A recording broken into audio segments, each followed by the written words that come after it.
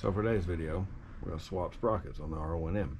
So when I bought this bike, the guy did a 2 down the rear for some reason. Why'd you do that, Anthony? I'm not sure. Left the front size. Stock size is 1641 on these bikes. I'm going to go to a, what is this one, 42. And then go 1 down in the front to a 15. A lot of people go 1 down, 2 up. Don't really need it on R1 to get up to speed, obviously. It's just what I already had laying around, so I was going to throw it on there. It's have a bunch of sprockets. I don't know if you see from 16 R1 race bike, and I just had some sprockets laying around, so I'm going to swap it. I got a longer chain because there's plenty of room here to slide this back. Makes it more stable, less wheelie, obviously, just a hair bit. And they made these, it was 20 and up. This area right here where you can notch it out. You can notch it out and stretch your chain out or rear wheel even further if you wanted.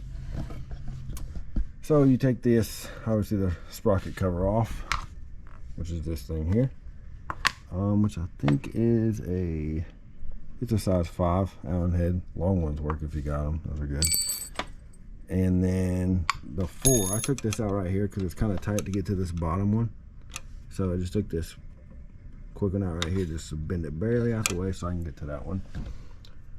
So what I'm going to do first is, you can see these little tabs, lighting sucks. You can see these little tabs on this nut. You need to straighten those up, get them knocked out of there, and then leave the chain on. And some people forget. They try to leave, take the chain off and then put all the stress on the gearbox by trying to turn it by hand or even by impact, which is a better idea, which is how I'll be doing it. But leave it, your chain already on if you got it on there, and maybe put something in the wheel with a rag on it or however you want to do it. Get your buddy to hold it or whatever. But if you got a good impact, it'll pop this thing off. Milwaukee, it'll pop this thing right off, so it really won't matter. Also, whatever I did with it, here it is. I'm going to put the lightweight rotor on. You'll see how messy it is.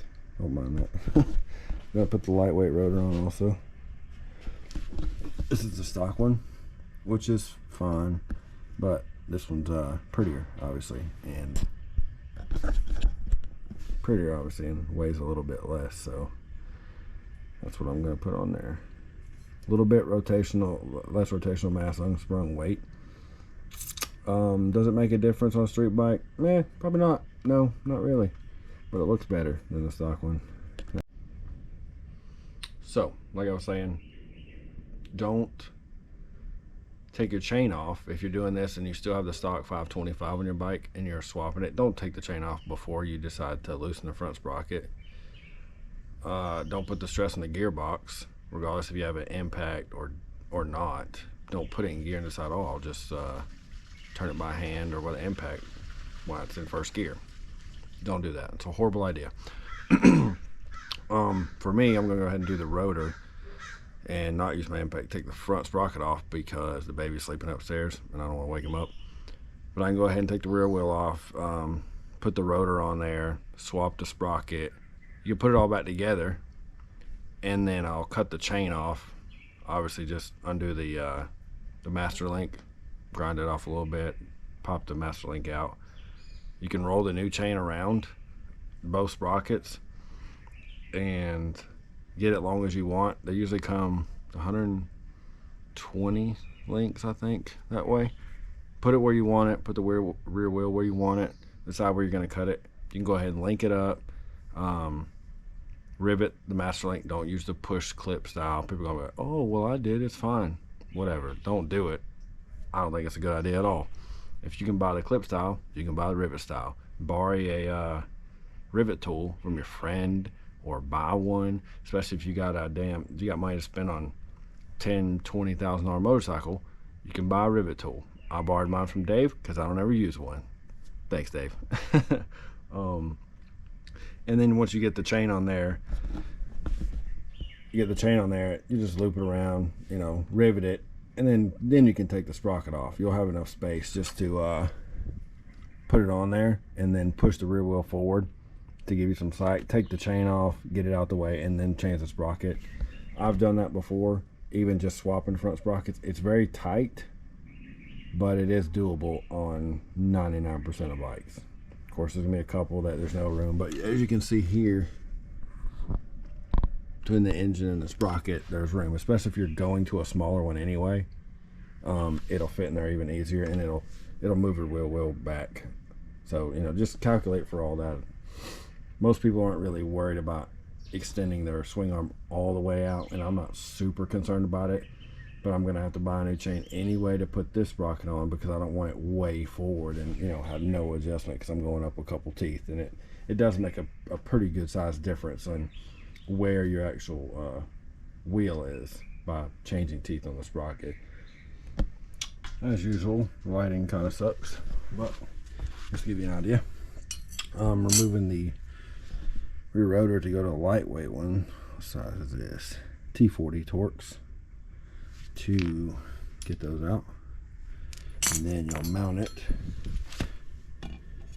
You don't have to take the sensor off. It'll go on there. You just kind of gotta finagle it just a little bit. And when you put these back on, they do have some Loctite on them. I'm just gonna throw a tad bit of blue Loctite, just a hair bit, not much. I don't know what the torque specs on these are at the moment. I do have a service manual, I just haven't actually looked at it. I may post it on the screen. The torque specs are. Just line it up and mount it up on there. How are you? I would throw a little bit of blue Loctite. Do what you want. That's what I'm gonna do, and that's how it's gonna look. Way better.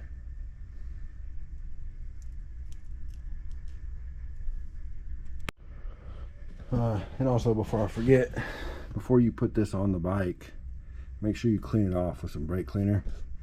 Because if not, you may have oil or Loctite on there, and you're like, oh, my rotor sucks, it's squeaking, because it got in the brake pads and now you got a loud squeak or whatever. So just clean it off, you know, wipe it off with brake cleaner, some kind of cleaner.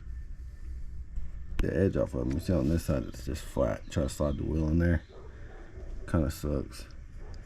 You put them in here like this, obviously they're spread apart a little bit, it'll just slide right in there. The rotor will just slide right in there. Everybody's like, well, you're losing brake pad. That much brake pad, I promise you, is not making a difference unless MotoGP riders are watching this. And I don't think any of y'all are MotoGP riders, so it really doesn't matter. Alright, so here's a little update. Like I was saying previously, I really hate these front sprocket nuts. The way they got it, where you have to bend the tabs in. This is built out of aluminum, the nut itself, and obviously the shaft is steel. But in my experiences, other than this one, other R1 and other ones I've dealt with, once you bend them on that little tab that used to be here, the outside ring, which you can't see anymore because I drummed it off because it was messed up. Because once you bend that thing, it's basically useless. I don't know if they're one-time use or if they actually even say that, but I just cut the lip off because it was messed up once I took it off, and I didn't really like it. Plus, you only need that if you're not going to safety wire. As you can see, I drilled right here. Not sure the GoPro's going to focus, but I drilled right here, and I'm going to safety wire it to the sprocket, so there's no need for this, for the tabs that they use to safety lock it, I guess you could say. I'm just going to safety wire it here where I drilled it, and then safety wire it here, and it won't come off. It won't loosen up or anything. Alright, so here it is, safety wired. Not to be graded by all you professionals, because you'll never see this anyway, so it really doesn't matter.